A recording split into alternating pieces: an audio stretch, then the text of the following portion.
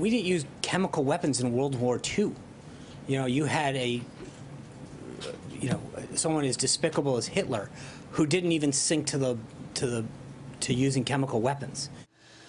The first comment from Sean Spicer today that started a seemingly uncontrollable ball starting to roll. That comment sparked the firestorm, led to a spoken clarification, 3 separate follow-up statements with wording added and changed each time, then a full-blown apology. MSNBC's chief business correspondent Ali Velshi joins our conversation tonight. Bianna Golodryga remains with us, and Ashley Parker is still with us. And it is with deep affection and appreciation for Ashley's work that we welcome our friend back to the broadcast tonight, because this was a big day for her. Ashley, of course, White House reporter for the Washington Post. We must show you this. A camera was rolling on Ashley as she reacted to Sean Spicer at today's briefing, specifically his contention about Hitler not using chemical weapons. And repeated on a loop, it slowly took over the internet. We will now rerun the clip with the accompanying audio to see what she was reacting to. I just want to give you the opportunity to clarify something you said that seems to be gaining some traction right now. Quote, Hitler didn't even sink to the level of using chemical weapons. What did you mean by that? I think when you come to sarin gas, he was not using the gas on his own people the same way that Assad is doing. I mean, there was clearly, I understand your point. Thank you. Thank you. I appreciate that. There was not he brought him into to the Holocaust Center. I understand that. But I'm saying in the way that Assad used them, where he went into towns, dropped them down to innocent, into the middle of towns, it was brought to, so the use of it, I appreciate the clarification there. That was not the intent. After that clarification, the White House put out 3 variations of a statement, landing in the end on this: in no way was I trying to lessen the horrendous nature of the Holocaust. I was trying to draw a distinction of the tactic of using airplanes to drop chemical weapons on population centers. Any attack on innocent people is reprehensible and inexcusable.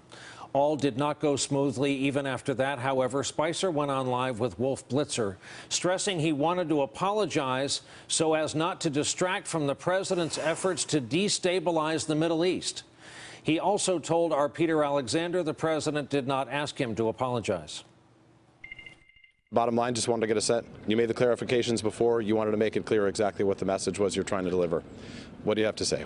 Well, obviously, I was really trying to make sure that we talked about the Assad's actions against his own people using chemical weapons. To draw any kind of comparison to the Holocaust was inappropriate and insensitive, and obviously, especially during a week like this, regret that. Your desire was an apology, so I just want to give you the opportunity to make that absolutely. apology. Yeah, I'm absolutely sorry, especially during a week like this, to make a comparison that is inappropriate and inexcusable. Nancy Pelosi says you should be fired. Is your job safe? Well, you know what? I made a mistake. I'm owning up to it, and this is obviously I would expect, or I'd hope that everyone understands that we all make mistakes and ask for forgiveness. There is speculation tonight that a Newsmax article on Assad and Hitler may have put the idea in his head, as Newsmax is widely read in the Trump West Wing. Be that as it may, the damage was done. Our panelists are standing by. Ashley, in fairness, I have to start with you. Talk about the dynamic in the room, what the dynamic is likely to be tomorrow, and I don't mean to put you on the spot. Do you think he survives this? I think you never know with this White House, I should say at the outset, but I think he does. One thing that was interesting was that this is a White House that very rarely shows contrition of any sort. Their sort of response to making a mistake or being wrong is to double or triple down. So after sort of the first gaffe and then the opportunity to clean it up in the second gaffe, I think it was striking and important that you saw him sort of go out and unequivocally on a number of networks sort of apologize in no uncertain terms, and I think that matters. Bianna, there was a contentious and tense interview with Wolf Blitzer on CNN where he paused to even correct Sean Spicer's multitudinous pronunciations of the leader of Syria's name. He knew he was facing a rough evening, and he took it. And Wolf Blitzer, the son of Holocaust survivors, reminded Sean Spicer of the few remaining Holocaust survivors that we have to tell the story. We still know that there are Holocaust deniers, some of them, unfortunately, Trump supporters throughout this campaign. And so this is a very sensitive subject, a very sensitive issue to be talking about right now during the week of Passover. And I think it was right for Sean to go out and apologize. And we'll see. I mean, with this administration, you don't know how they'll react, but at least for now, it does seem like his job is safe. And Allie, there was some history here. The first time ever the White House put out a statement on Holocaust remembrance that didn't mention Jews. Yeah. And they struggled with it. President Trump was asked about it. Others were asked about it. It was finally Craig Melvin on MSNBC who got him to actually say something about it on TV. The struggle doesn't make sense considering that that Donald Trump has Jews in his blood family. The whole thing is just a little puzzling. I give Sean credit that he got this out of the news cycle pretty fast. I am worried, though, because he made a comment about if Bashar Assad were to drop barrel bombs on his people, it might get a reaction from the President of the United States. Well, he's been dropping barrel bombs on his people for 6 years. This thing's been going on for 6 years. So I'm not worried that Sean, for those of us who know him, we're not worried that he's devious or he's a bad guy. Do they not know the basics of what's going on? And the reason why this is worrisome is because of what Malcolm Nance said to you a few minutes ago, and that is that when we were talking about nuclear war with Iran, we said we didn't want it, the Iranians said they didn't want it. That's very different with North Korea. We're both talking about provocation. Donald Trump says if the Chinese don't help us, we're going to take care of things.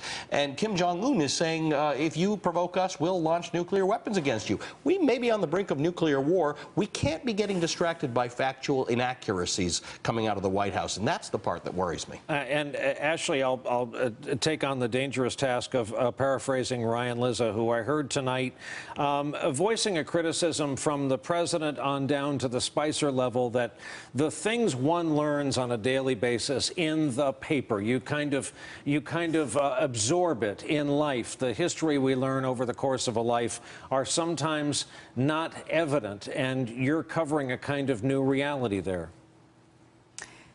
I think that's true. You know, I think one thing, going back to Allie's point very briefly, is that on the barrel bombs, today you saw Sean Spicer going out and cleaning up this Holocaust statement. But yesterday, actually, it got a little less attention, but it was the barrel bomb statement he was cleaning up. He did say that repeatedly in the press conference, sort of seeming to draw another red line with barrel bombs, which if he had done that would have been a huge change in U.S. policy. And sort of, again, as soon as the briefing was over, you had reporters kind of racing back to the press office to ask, is that what Sean Spicer was just announcing from the podium? And did he intend to announce that? And, you know, if not, can you clarify and can you clean that up? And they did. Again, they certainly came out and said, no, the administration is not announcing a new policy. But I do think for some of the watchers, especially, you know, in the intelligence community and foreign policy, there is something a little disconcerting when some of these really basic facts can sometimes seem to be in question. Yeah. We did the math today to Ashley's point, Allie, and figured out that if they're dropping barrel bombs at the same rate as last year on civilian populations, it's 1 every 45 minutes. Yeah, that would be a tacit declaration of war, if that was our line. The previous administration, with many flaws on its Syria policy or its absence of a Syria policy, didn't draw that line because they knew that was a line that if you decide you are going after Syria for Assad dropping barrel bombs on his people, we're at war with Syria. So we have to think these things through. But I really would have hoped that in 6 years of preparing for this, people would have read in very well. And I'm hoping that's the lesson that's taken away from all of this for the folks in the White House. Know the facts about the 2 places in the world right now that are like the world was in 1914. The world is a tinderbox, and the light can go off in Syria or in North Korea. We have to know every last detail about our relations with those countries and what they've been doing. This is not time for, it's not amateur hour. And don't forget, our president just tonight said that we aren't going into Syria. Our defense secretary said our strategy has not changed, that the #1 strategy and priority there is continuing to fight ISIS. Right. We're continuing to see mixed messages coming from the White House. While sending what he called an armada. Hey there, I'm Chris Hayes from MSNBC. Thanks for watching MSNBC on YouTube. If you want to keep up to date with the videos we're putting out, you can click subscribe just below me or click over on this list to see lots of other great videos.